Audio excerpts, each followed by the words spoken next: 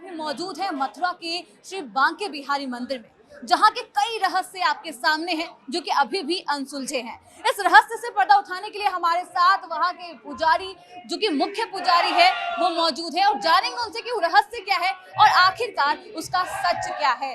पुजारी, मैं वृंदावन बांके बिहारी मंदिर से आशीष गोस्वामी। जैसा कि आप जानते हैं, बांके बिहारी मंदिर निरंतर रहस्यों से भरा हुआ है।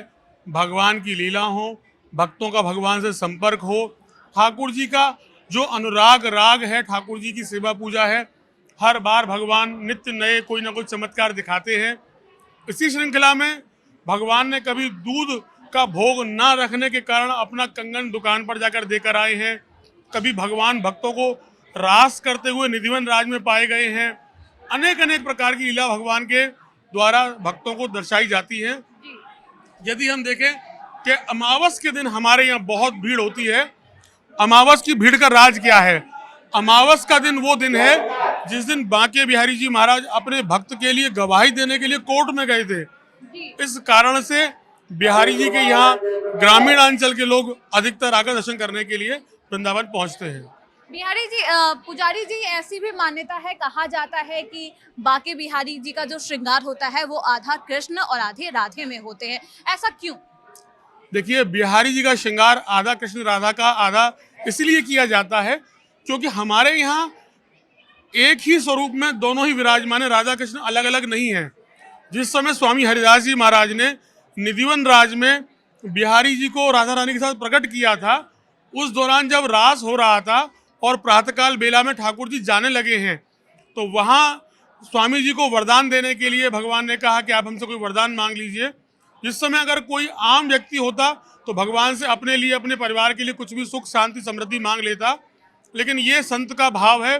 संत चाहते हैं सबका भला हो, सबके हित के निर्णय से स्वामी हरिदास जी ने ऐसा निर्णय लिया कि प्रभु, जिस रूप में दर्शन मुझे आपके हो रहे हैं, ऐसे ही दर्शन सभी को हों।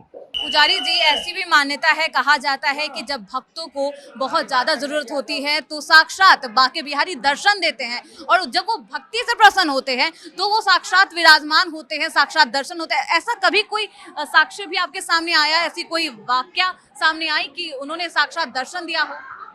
देखिए, मैं बिल्कुल आपको बताऊं, आपने बड़ा सुंदर प्रश्न किया है कि ठाकुर जी क्या साक्षात अपने भक्तों को दर्शन देते हैं। ये बिल्कुल प्रत्यक्ष है।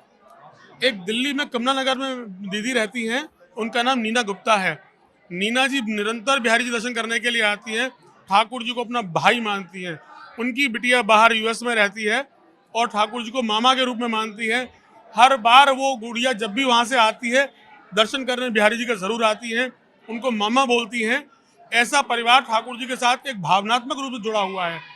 इसी श्रृंखला में जब एक बार वो गुड़िया अपने घर में सोई हुई थी, रात का समय था, पति उनके जॉब पर गए हुए थे, तो उनकी छोटी बिटिया उनके साथ लेटी हुई थी। उन्हें ऐसा लगा कि कोई उन्हें हिला के जगा रहा है।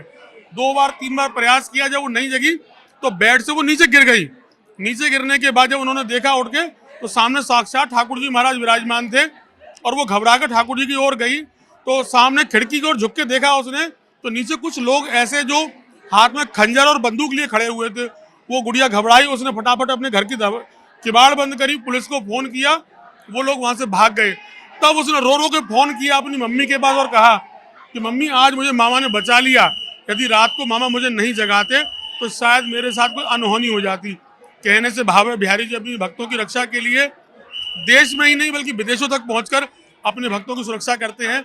ऐसे हैं हमारे बांके बिहारी जी महाराज। तो आपने समझा कि इस तरीके से बांके बिहारी सिर्फ देश में ही नहीं बल्कि विदेश में भी, अगर उनके भक्तों में, उनकी भक्ति में इतनी शक्ति है तो वो विदेश में भी जाकर दर्शन देते हैं और अपनी भक्तों की हमेशा ही रक्षा करते हैं। स्वामी जी, एक और रहस्य है, कहा जाता है कि जो लड्डू चढ़ाया जाता है रात के समय में, वो लड्डू सुबह में होते हुए फट जाता है, ऐसा हमेशा ही होता है। क्या इसमें क्या कुछ सच्चाई है?